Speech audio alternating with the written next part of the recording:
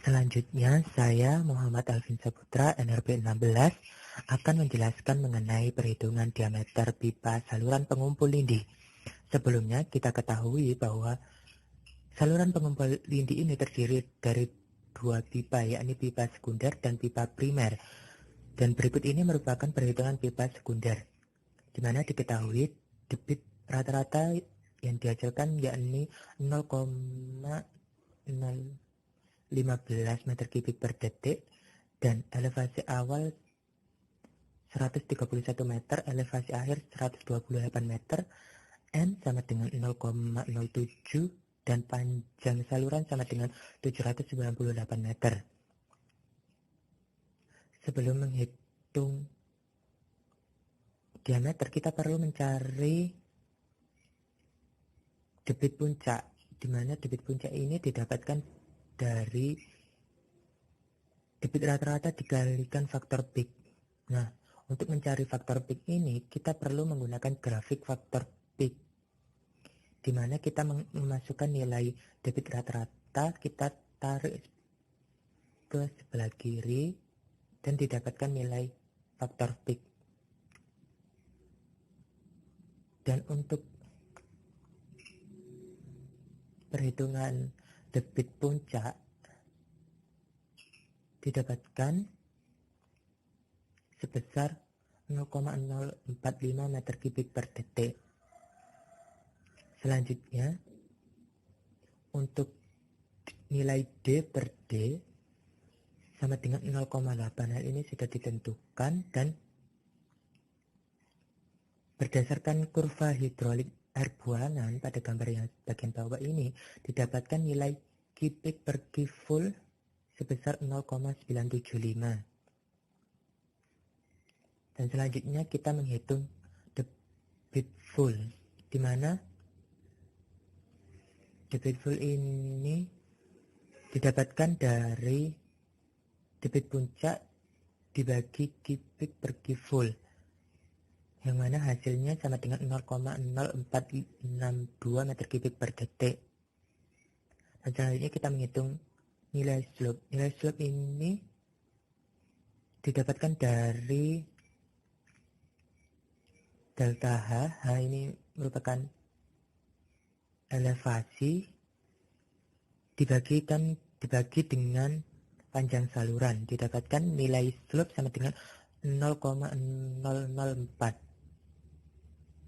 Dan untuk menghitung Kfull sama dengan 0,3117 per N dikali D pangkat 8 per 3 dikali S pangkat setengah.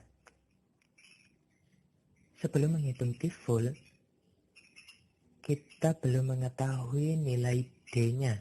Maka dari itu kita perlu mencari nilai D terlebih dahulu.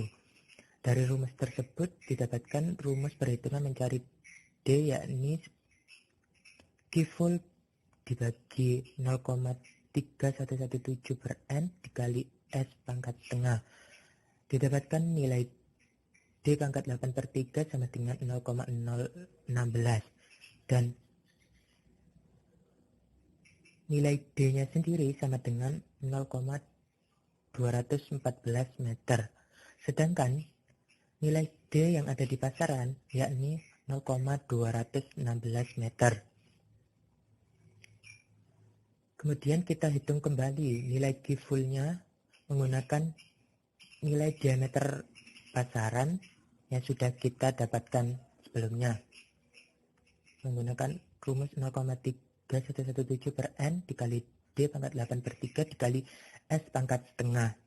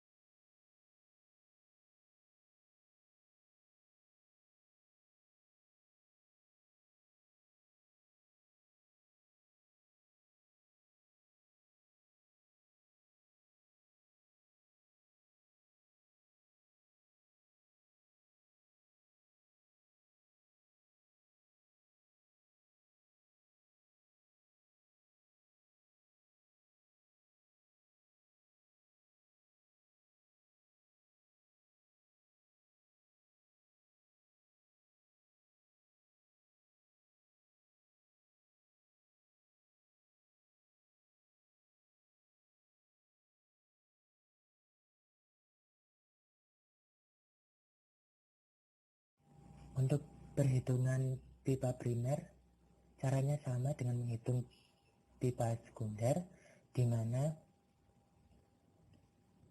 didapatkan nilai yang sama untuk D-nya sebesar 216 mm.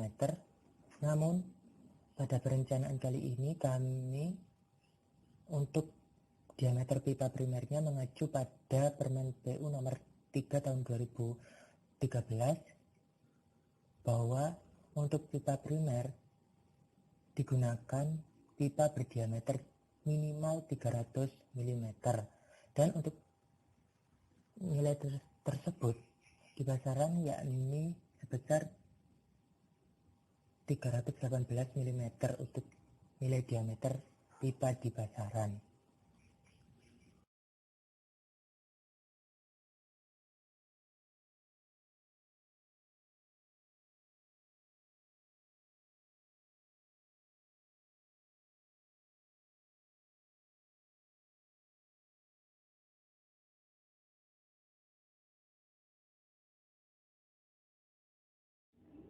Selanjutnya yakni menghitung D full check, di mana rumus yang digunakan 0,3117 per N dikalikan D pangkat 8 per 3 dikalikan S pangkat tengah, di mana D di sini kita gunakan D pasaran tadi. Hasilnya sama dengan 0,047 meter kubik per detik. Kemudian kita hitung ulang Q per Q full ya, sama dengan 0,045 dibagi 0,047, hasilnya sama dengan 0,951. Selanjutnya kita menentukan nilai D per D dan V min per V full dengan menggunakan kurva hidrolik air buangan. Dari kurva air buangan pada gambar sebelumnya didapatkan nilai D per D sama dengan 0,8 dan V min per V full sama dengan 1,15. Dan untuk menghitung V full sendiri rumusnya yakni 1 per N dikalikan 1/4 D pangkat 0,667 dikalikan S pangkat setengah. Hasilnya V full sama dengan 0,788 meter kubik per detik. Selanjutnya kita menghitung D per D check sama dengan 80 dibagi diameter pasaran tadi. Hasilnya sama dengan 0,370. Kemudian menghitung nilai setengah D, di mana diameter pasaran tadi dibagi menjadi 2 yakni sama dengan 0,108 meter. Selanjutnya menghitung half full D, di mana rumusnya D per D check dikalikan DP sama dengan 0,370 dikalikan 0,216 sama dengan 0,08. Selanjutnya kita menghitung nilai D sampai dengan setengah D sama dengan didapatkan melalui D per D check dikurangi dengan nilai setengah D. Hasilnya sama dengan min 0,028. Selanjutnya kita menghitung nilai A per B, di mana rumusnya D sampai setengah D dibagi D setengah. Hasilnya minus 0,259. Selanjutnya kita menghitung nilai alfa, di mana rumusnya 2 kali A cos A per B. Didapatkan nilai alfa sama dengan 267,936. Dan untuk nilai beta kita tinggal melalui pengurangan, yakni 360 derajat dikurangi nilai alfa. Hasilnya sama dengan 92,064. Kemudian kita menghitung luas juring, di mana luas juring ini rumusnya beta per 360 dikalikan 1/4 pi dikalikan D kuadrat. Hasilnya sama dengan 0,000096 meter kuadrat. Selanjutnya kita menghitung delta L, di mana rumusnya 0,5 dikalikan 2 dikalikan setengah D kuadrat min D sampai setengah D kuadrat dikalikan D sampai setengah D kuadrat. Hasilnya sama dengan 0,00009 meter kuadrat. Kemudian luas yang sudah kita hitung kita jumlahkan antara luas juring dan delta L. Hasilnya sama dengan 0,00096 meter kuadrat. Kemudian kita menghitung nilai P. Nilai P ini rumusnya beta per 360 dikalikan Pi dikalikan D kuadrat. Hasilnya sama dengan 0,0375. Kemudian kita menghitung nilai R. R ini rumusnya nilai A per T. A di sini adalah luas total, yakni 0,0096 per 0,0375. Hasilnya sama dengan 0,026. Kemudian kita menghitung nilai V min sama dengan super N dikalikan R pangkat 0,667 dikalikan S pangkat setengah. Hasilnya nilai V min sama dengan 0,78 meter per detik. Di sini nilai V min memenuhi sesuai dengan Permen PU nomor 3 tahun 2013, di mana disebutkan bahwa persyaratan kecepatan minimum yakni 0,6 sampai 3 meter per detik. Di sini nilai V min-nya sama dengan 0,78. Artinya memenuhi. Berikut ini merupakan detail penyaluran pipa air lindi. Dapat kita lihat untuk gambar di sebelah kiri merupakan gambar detail mengenai pipa air lindi, di mana untuk A merupakan detail gambar pipa sekunder dengan diameter 216 mm dengan pipa yang digunakan merupakan pipa berlubang atau pipa yang memiliki lubang perforasi, di mana lubang perforasi ini memiliki diameter sebesar 8 mm. Dan untuk gambar B merupakan pipa sekunder yang mengacu pada Permen PU nomor 3 tahun 2013 dengan menggunakan diameter sebesar 318 mm. Kemudian untuk gambar C merupakan gambar pemasangan pipanya, di mana pipa dipasang di atas lapisan tanah uruk. Untuk garis-garis miring itu merupakan gambar tanah uruk setebal 10 cm. Kemudian untuk pipa sekunder tersebut diberi gravel atau kerikil di sekitar area di antara pipa tersebut, kemudian ditutup lagi menggunakan tanah uruk. Di bawah lapisan tanah uruk tersebut terdapat lapisan kedap sebagai dasar dari galian TBA kami. Dan untuk gambar di sebelah kanan merupakan gambar jalur penyaluran pipa air lindi. Pada gambar tersebut, pipa air lindi disimbolkan dengan garis berwarna kuning.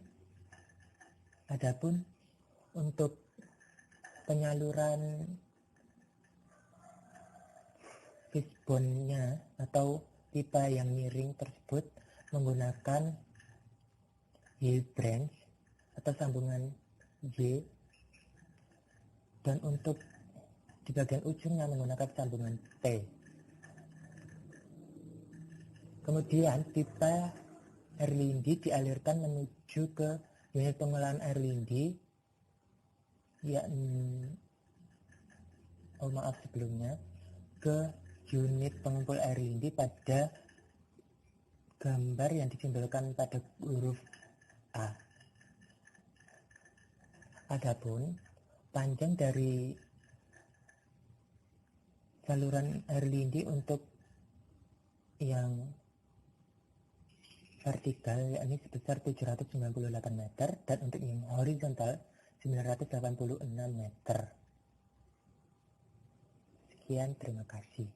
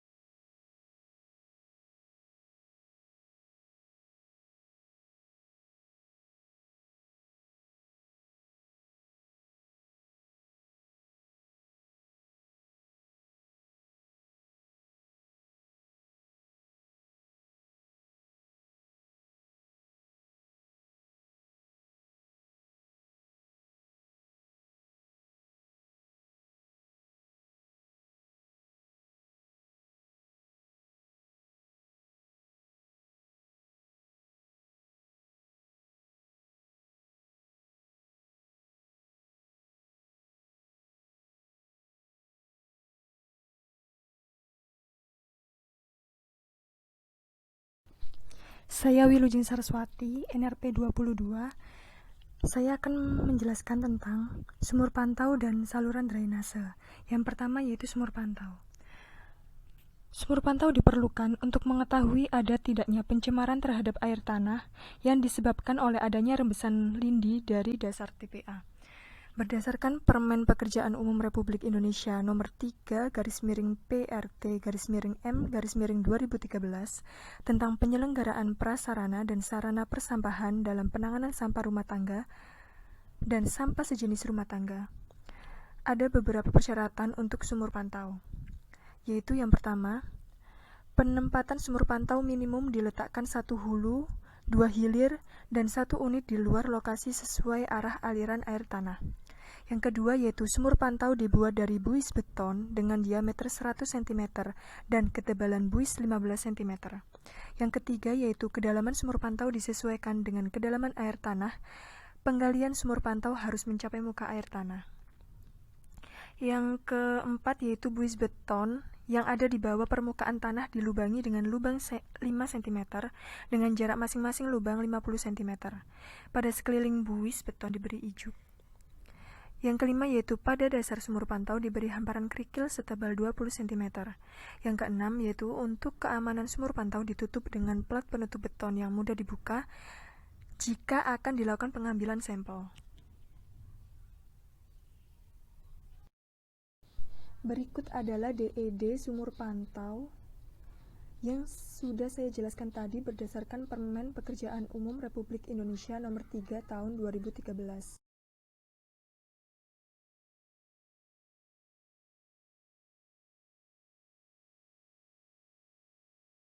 Yang kedua yaitu saluran drainase. Drainase di TPA dibutuhkan untuk menampung air hujan dan menyalurkan ke badan air. Terdapat 3 jenis bentuk saluran drainase, yaitu segi 4, trapesium, dan setengah lingkaran. Pada perencanaan TPA Magetan ini digunakan drainase berbentuk segi 4. Contoh perhitungan drainase untuk saluran DA ke DB berdasarkan Peraturan Menteri Pekerjaan Umum Nomor 13 Tahun 2013 tentang penyelenggaraan prasarana dan sarana persampahan dalam penanganan sampah rumah tangga dan sampah sejenis sampah rumah tangga sebagai berikut. Adapun beberapa yang sudah diketahui seperti panjang limpasan terjauh atau LD 830 meter, beda tinggi muka tanah antara limpasan terjauh dengan saluran atau H 3 meter, selop limpasan atau SD. Ada rumusnya yaitu beda tinggi muka tanah atau H dibagi dengan panjang limpasan terjauh atau LD, yaitu 3 meter dibagi dengan 830 meter, sehingga dihasilkan 0,004. Untuk N-nya yaitu 0,017. 0,017 yaitu untuk lapisan batu kali.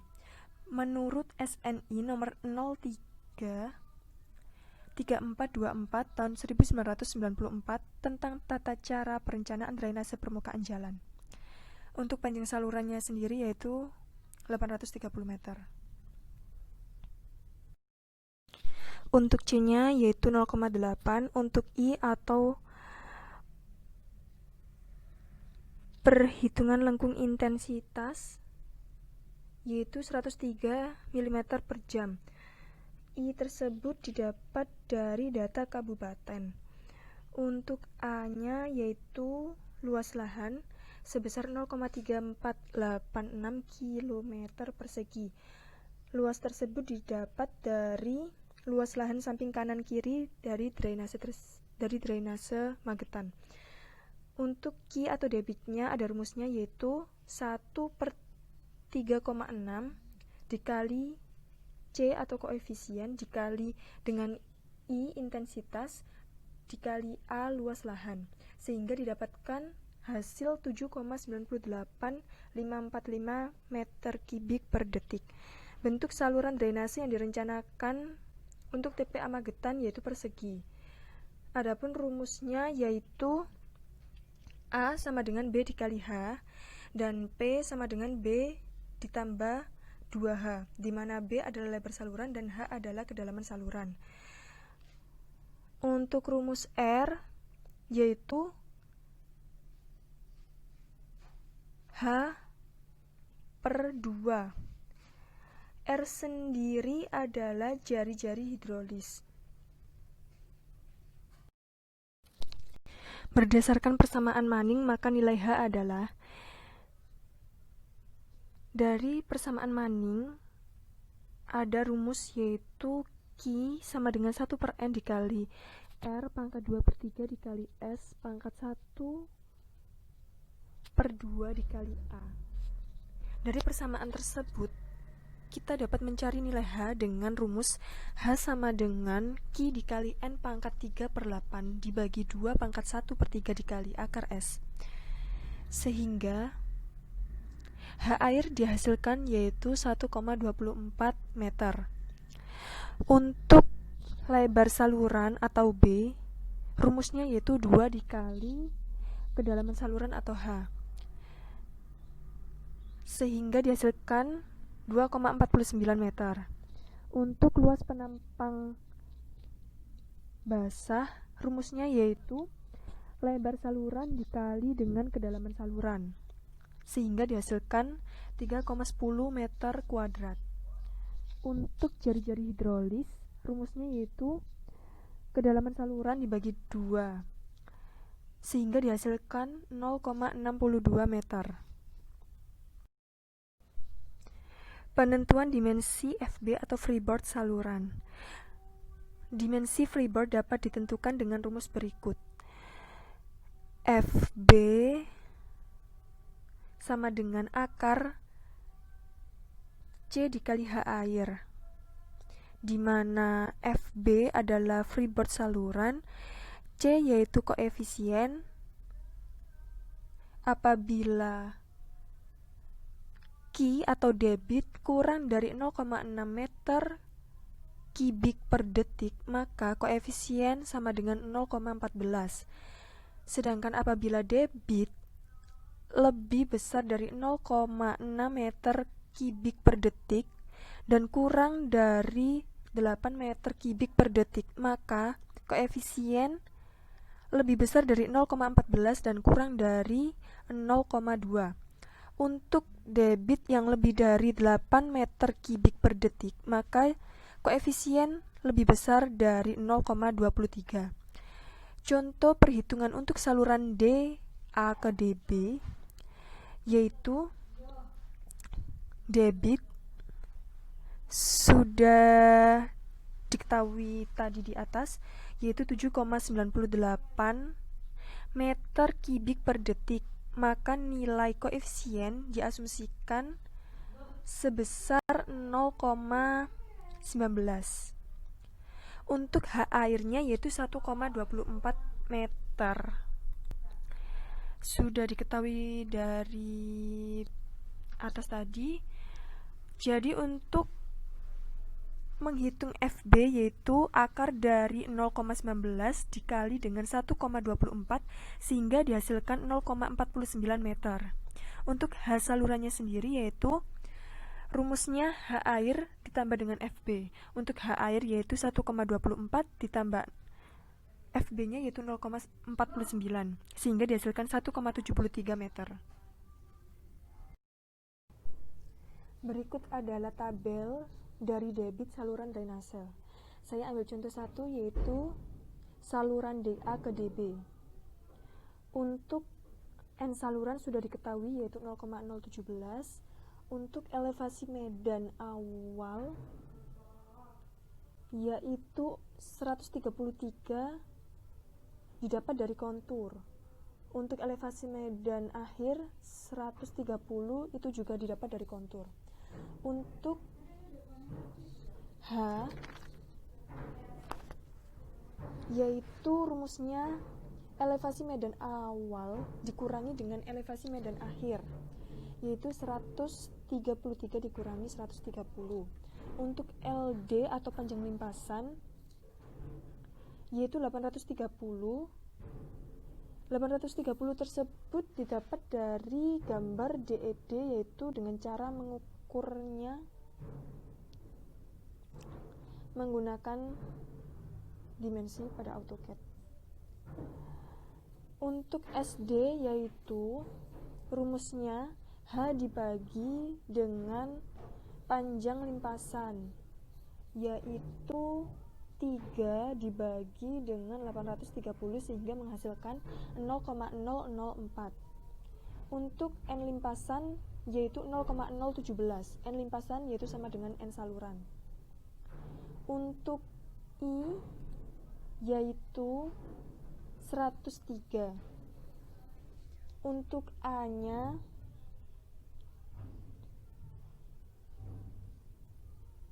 ada rumusnya yaitu LD dibagi 410 ditambah LD dikali 10 dibagi dengan 10 pangkat 6 sehingga menghasilkan angka 0,3486.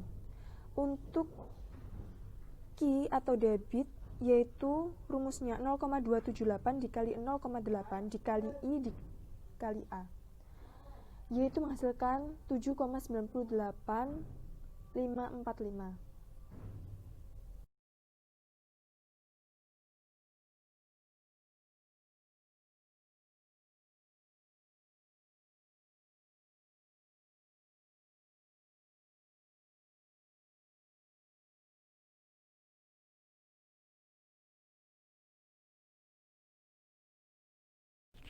Untuk tabel selanjutnya yaitu perhitungan dimensi saluran drainase.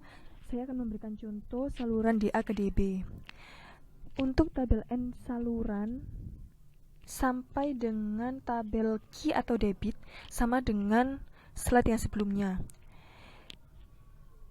Sehingga saya akan menjelaskan cara menghitung H air hingga luas penampang untuk muka. Untuk mencari H air ada rumusnya yaitu Q dikali N limpasan dibagi dengan 2 pangkat 1/3 dikali akar SD dan semua itu dipangkatkan dengan 3/8 sehingga hasilnya yaitu 1,24 meter. Untuk B atau lebar saluran yaitu 2 dikali H air sehingga dihasilkan 2,49 meter. Untuk A atau luas penampang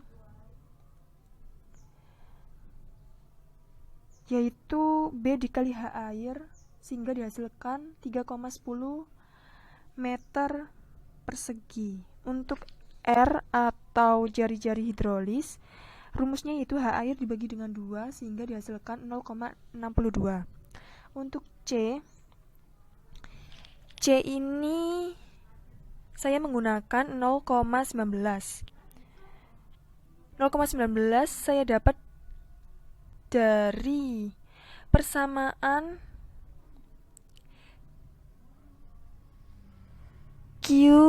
lebih besar dari 0,6 meter pangkat 3 per detik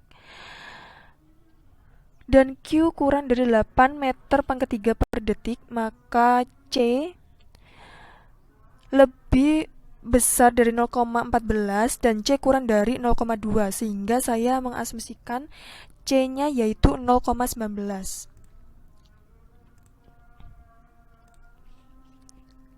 Untuk FB yaitu rumusnya akar koefisien dikali H air.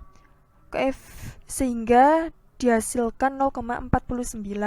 Untuk H saluran yaitu rumusnya H air ditambah FB.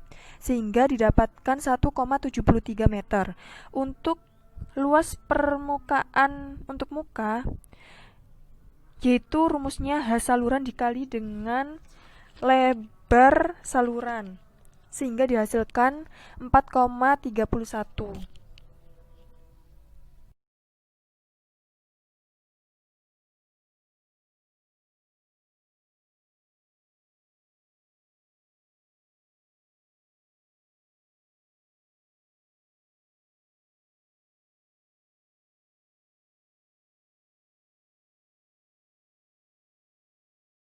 Untuk tabel selanjutnya yaitu dimensi saluran drainase yang akan dipakai.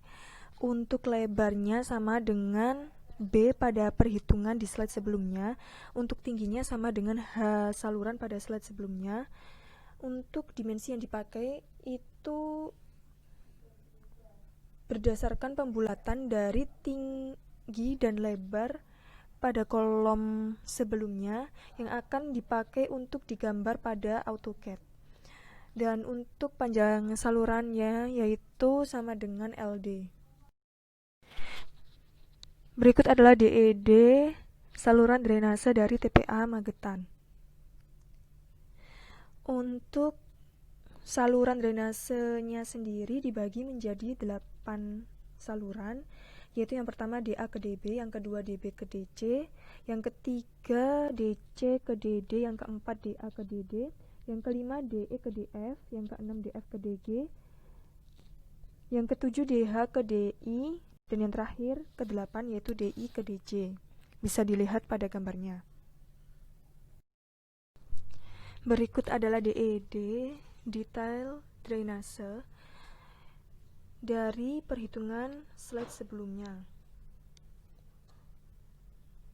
Berikut bisa dilihat gambar dari DED detail drainasenya.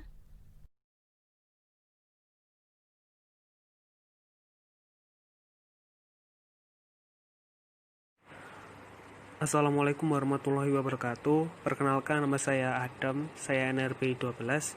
Jadi pada kesempatan kali ini kami akan menjelaskan mengenai unit IPAL apa saja yang akan kami gunakan pada perencanaan TPA untuk Kota Magetan. Jadi instalasi pengolahan limbah lindi utama yang diusulkan oleh kelompok kami yaitu kolam anaerobik, kolam fakultatif, kolam maturasi, dan biofilter. Teknik pengolahan air lindi yang diusulkan mengacu pada lampiran Peraturan Menteri Pekerjaan Umum Republik Indonesia Nomor 3 /M/M/2013 tentang penyelenggaraan sarana dan prasarana persampahan dalam penanganan sampah rumah tangga dan sampah sejenis sampah rumah tangga. Lalu ada kolam maturasi, di mana kolam maturasi ini menerima efluen yang berasal dari kolam fakultatif dan bertanggung jawab terhadap kualitas dari efluen akhir. Periode tinggal berkisar antara 7-20 hari dengan kedalaman 1-1,5 meter. Fungsi utama kolam maturasi adalah untuk menghilangkan bakteri atau mereduksi BOD, COD, SS, serta bakteri coli. Sinar matahari sangat berperan dalam kolam maturasi ini, dikarenakan sinar matahari dapat membasmi bakteri yang terdapat pada kolam maturasi. Di kolam ini pun terjadi simbiosis antara bakteri dan algae. Hanya saja diharapkan bakterinya dapat dibasmi sebelum dibuang ke sungai. Algae juga jangan sampai banyak yang masuk ke sungai agar tidak menurunkan kualitas air sungai. Kemudian yang terakhir ada unit biofilter, di mana proses pengolahan air limbah dengan biofilter secara garis besar dapat dilakukan dalam kondisi aerob, anaerob, atau kondisi anaerob dan aerob. Proses aerobik dilakukan dengan kondisi adanya oksigen terlarut di dalam reaktor air limbah. Sedangkan proses kombinasi anaerob dan aerob merupakan gabungan proses anaerob dan proses aerob. Biofilter ini berfungsi untuk menampung air dari pengolahan licin yang berupa bidang rembes atau menyaring efluen. Kolam ini merupakan bangunan pengolah terakhir sebelum air akan dibuang ke badan air penerima, dengan ketentuan yang dipakai sesuai dengan standar yang telah ditetapkan. Kedalaman yang dipakai 2 meter, sedangkan bahan terdiri dari batu, kerikil, ijuk, dan pasir.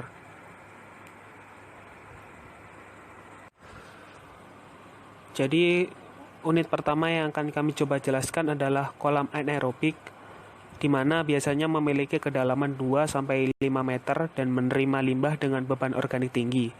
Biasanya lebih besar dari 100 gram BOD per meter kubik hari ekuivalen dengan lebih 3.000 kg per hari untuk kedalaman 3 meter.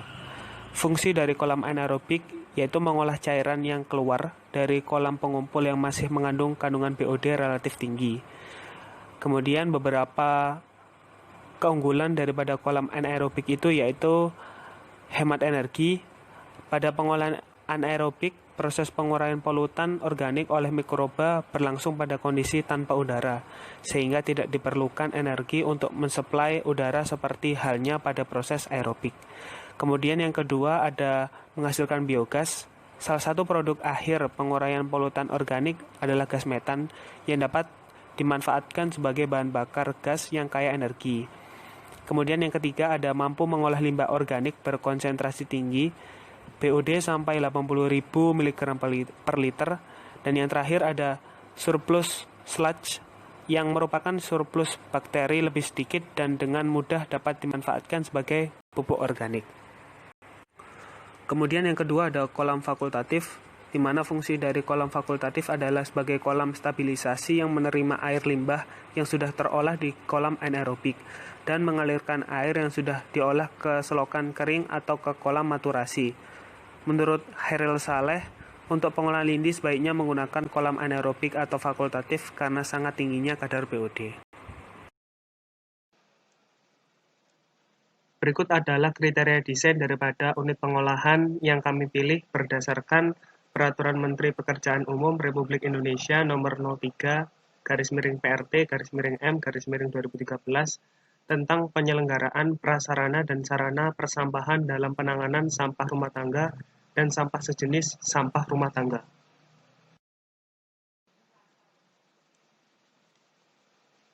Adapun ini adalah baku mutu yang ditetapkan oleh Peraturan Menteri Pekerjaan Umum Republik Indonesia untuk baku mutu air lindih pada TPA. Sebelum memasuki unit IPAL yang kami rencanakan, kami mempunyai unit yaitu kolam pengumpul di mana data perencanaan sebagai berikut, yaitu debit 1297,071 meter kubik per hari, kemudian TD 7 hari, H 3 meter, dan kami asumsikan P sama dengan L. Kami dapatkan data tersebut, TD dan H adalah berdasarkan jurnal yang kami temukan. Kemudian yang pertama akan kami cari yaitu volume Q kali TD di mana 1297,071 meter kubik per hari dikali 7 hari, di mana didapatkan hasil 9.079,499 meter kubik. Kemudian yang kedua kami cari area dengan rumus volume per H yaitu 9.079,499 meter kubik per 3 meter dan didapatkan hasil 3.026,499 meter persegi.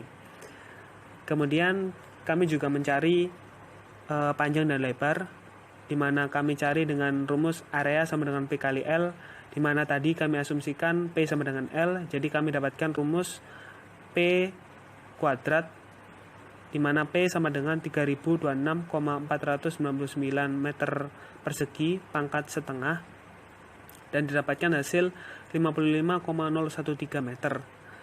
Kemudian berhubung tadi kami asumsikan P sama dengan L, jadi nilai L sama dengan nilai P yaitu 55,013 meter.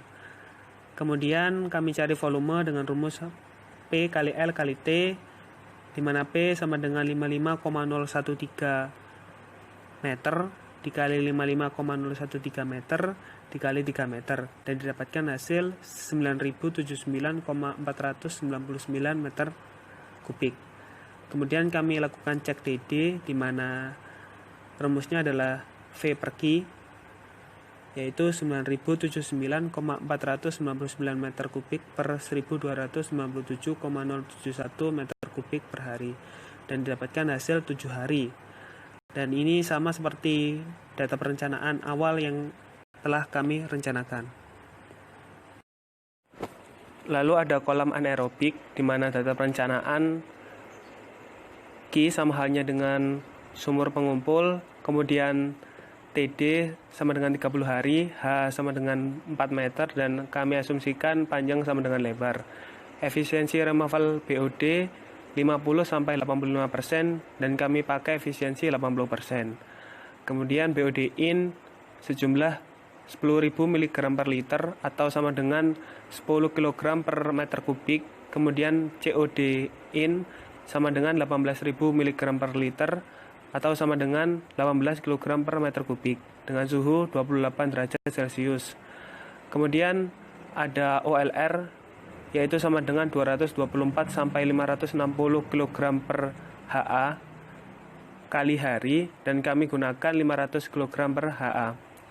Pertama-tama yang kami cari yaitu KT dengan rumus efisiensi dikali 1,05 pangkat suhu dikurangi 20, yaitu 80% dikali 1,05 pangkat 28 kurangi 20, dan didapatkan hasil 1,181. Kemudian kami hitung beban organik menggunakan rumus Q kali BOD in, di mana kami dapatkan hasil 1.297,071 kg per hari.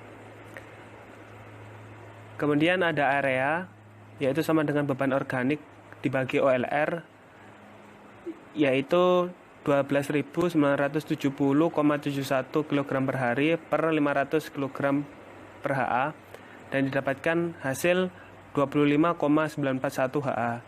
Dan kami coba konversikan ke meter persegi dengan dikali 10.000 meter persegi, dan didapatkan hasil 259.414,265 meter persegi. Setelah itu kami cari panjang dan lebar. Dengan panjang didapatkan hasil 509,327 dan lebar sama dengan 509,327. Lalu kami cari volume dengan rumus panjang kali lebar kali tinggi, dan kami dapatkan hasil 103.657,064 meter kubik. Lalu kami cek TD dengan rumus V per Q, di mana hasilnya 800 hari dan tidak sesuai dengan data perencanaan yang kami asumsikan di awal, sehingga kami menghitung volume dengan cara lain, yaitu dengan Q kali TD, di mana didapatkan hasil 38912,13 meter kubik. Kemudian ada area dengan rumus V per H, dan didapatkan hasil 9728,032 meter persegi. Lalu dengan area kami juga cari panjang dan lebar, di mana panjang yang kami dapatkan yaitu 98,630 meter.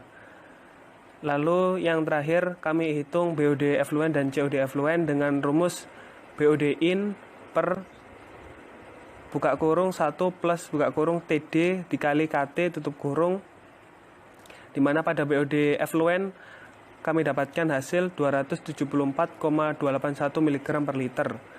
Kemudian yang COD effluent kami dapatkan hasil 493,706 mg per liter.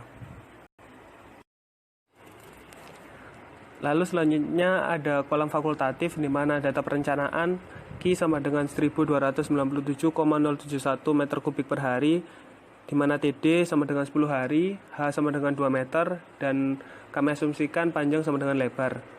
Lalu efisiensi removal BOD sama dengan 70-80%, dan kami pakai efisiensi 70%. Lalu BOD-IN sama dengan 274,281 mg per liter atau sama dengan 0,274 kg per meter kubik.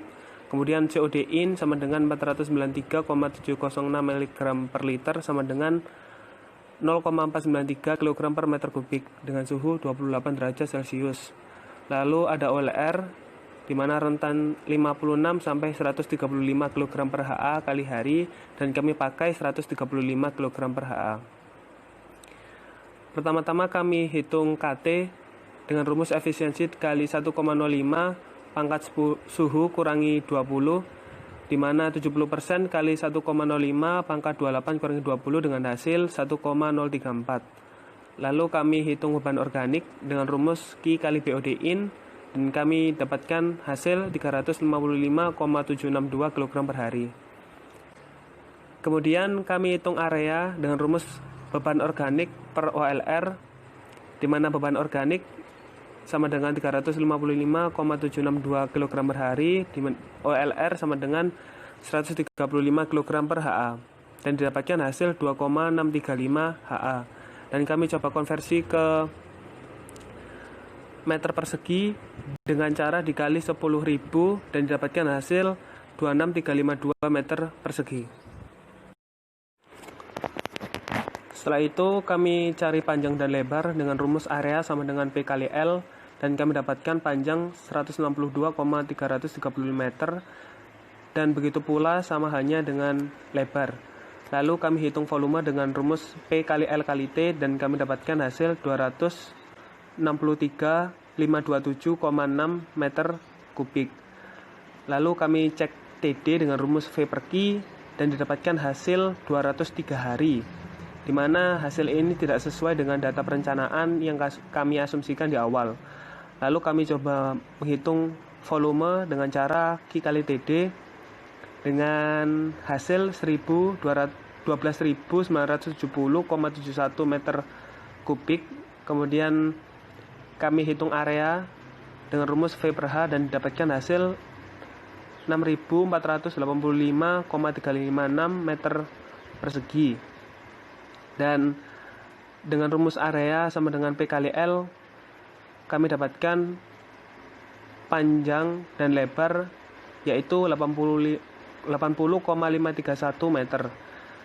Lalu yang terakhir, kami hitung BOD effluent dan COD effluent dengan rumus BOD-IN per 1 plus TD kali KT, di mana pada BOD effluent kami dapatkan hasil 24,18239 mg per liter. Sedangkan pada COD effluent didapatkan hasil 43,5283 mg per liter. Lalu kami tidak menghitung unit selanjutnya yaitu kolamaturasi dan biofilter dikarenakan hasil BOD effluent dan COD effluent sudah memenuhi baku mutu yang ditetapkan, yaitu yang ditetapkan oleh Peraturan Menteri Pekerjaan Umum Republik Indonesia Nomor 03/M/2013 tentang penyelenggaraan prasarana dan sarana persampahan dalam penanganan sampah rumah tangga dan sampah sejenis sampah rumah tangga.